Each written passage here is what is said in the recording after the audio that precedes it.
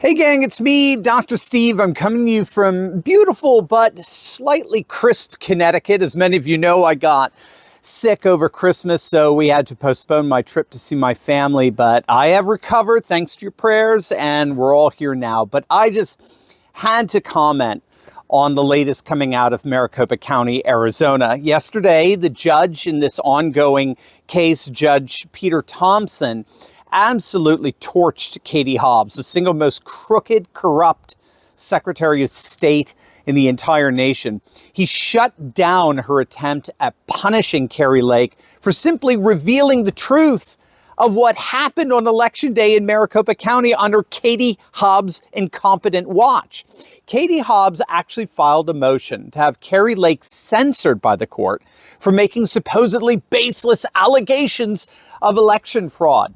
Now, of course, you all know that the same judge presiding over the Kari Lake election lawsuit, he threw out her case on Christmas Eve, claiming that her case against Katie Hobbs didn't have merit. So the 2 days that he gave to the Kari Lake team to prevent their amazing evidence for election shenanigans, in the end turned out to be nothing more than a show trial, a sham trial that looked fair, but in the end was nothing more than kabuki theater. We talked about this yesterday. I think it was the Gateway Pundit that put it best. They had the headline, Judge Peter Thompson rules elections with broken machines in 60% of precincts and no chain of custody for ballots are free, fair, and certifiable. So freaking Katie Hobbs exploited that decision and filed a motion to have Kari Lake censored by the court, claiming that Kari's case against her was absolutely baseless. Well, I am happy to report that that same judge told Katie Hobbs to get lost. He has officially rejected her request, stating that the case was not filed against her with malicious intent. He added that while he found that Miss Lake failed to meet the burden of clear and compelling evidence necessary, he also stated that this does not equal to a conclusion that her assertions were or were not groundless and brought in bad faith, as Ms. Hobbs and Maricopa County had contended in their own filings. Now, we should note there that this judge put up an impossible standard for Kari Lake to meet. Kari's legal team showed, first and foremost, that Maricopa County officials broke chain of custody procedures, rendering hundreds of thousands of ballots invalid, number one.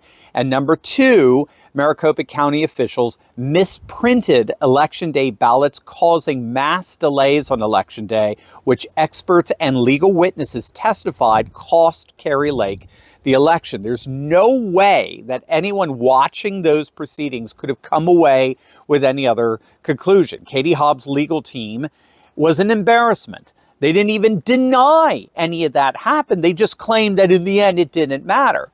But what the judge did is he set the bar even higher, requiring that Kari Lake's legal team prove that all of those irregularities and mishaps were actually intentional on Katie Hobbs' parts, which is not just ridiculous, but also it's not even necessary according to Arizona law. Arizona legal precedent, if that were maintained, Kari would not have had to prove that actual fraud or maladministration of an election took place. All she'd have to do is show that there were irregularities, mishaps, mistakes, omissions, or other issues that brought the election outcome into doubt, which is exactly what she did. In other words, all one has to do, according to Arizona law, is to show that there were fallible, faulty issues during the electoral process, and then show that that fallibility could, and that's the key, could have inordinately affected the outcome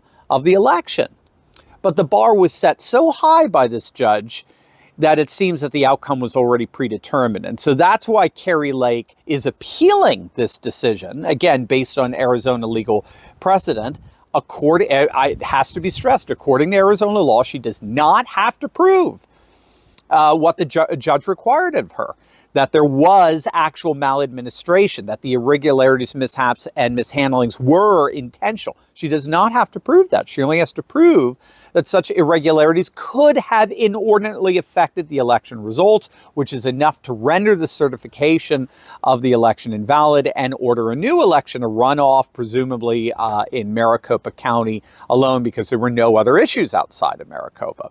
And so that's why Kari Lake is appealing this decision, and that is precisely why Katie Hobbs is trying to have her censored so as to stop the appeal process. It's a clear attempt to bully and intimidate by weaponizing law, again, against her own gubernatorial opponent, which is just par for the course when it comes to the corrupt Katie Hobbs.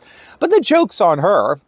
While Kari Lake is in the appeal process, patriots are taking the lead to take down Katie Hobbs once and for all. But first, I want to invite all of you to join my exclusive Insiders Club for a censorship-free video platform where I discuss topics I can't share on YouTube. In fact, you'll have the opportunity to ask the one and only Mike Lindell your questions for our very first private live stream of the year. That's right, just click on that link below and join our Insiders Club today. And as a special Christmas and New Year's offer, just sign up now and get a 14-day free trial to try it out. Plus, I've got a whole bunch of bonus resources I'll add on as a thank you for joining my Insiders Club community. So don't wait, click on that link below or go to insidersclub.turleytalks.com right now and join me, Mike Lindell, and thousands of patriots around the world. That's insidersclub.turleytalks.com. A mass recall effort to get rid of Katie Hobbs once and for all is already underway. According to Arizona law, after the governor is served for 6 months, a recall petition can be submitted, which has to include a certain amount of signatures in relation to the total number of voters in the previous election. Well, those efforts at amassing such signatures has already begun, and Katie Hobbs hasn't even taken office yet. An organization called Arizona Citizens has begun the process of collecting over 600,000 signatures to recall Hobbs as soon as legally possible. And it looks like her governorship is going to be incurably plagued by such efforts. What's so astonishing to me is the notion that she thought that she could do all of this so blatantly. She could refuse to recuse herself from overseeing an election that involved counting her own opponent's votes. She could be so openly, and I believe intentionally, mismanaging election day with machines breaking down, printers misprinting ballots, and of course a major chain of custody failure, and then legally threaten other county supervisors into certifying the results of an obviously botched election. She thought she could do all of this out in the open, and somehow she'd maintain the appearance of legitimacy as governor. She actually seems to have thought that all of these shenanigans would not have affected the integrity of her tenure in office. Well, if these recall efforts are any indicator, that was perhaps the single dumbest assumption she could have possibly made in all of this. The voice of the people will be heard, either in court or in recall. The patriots of Arizona are rising up, and no amount of shenanigans is going to stop them. As always, make sure to smack that bell and subscribe button. You'll definitely want to check out my latest video on the top 5 worst woke fails of 2022. You're going to absolutely love it. So make sure to click on that link, and I'll see you over there. God bless.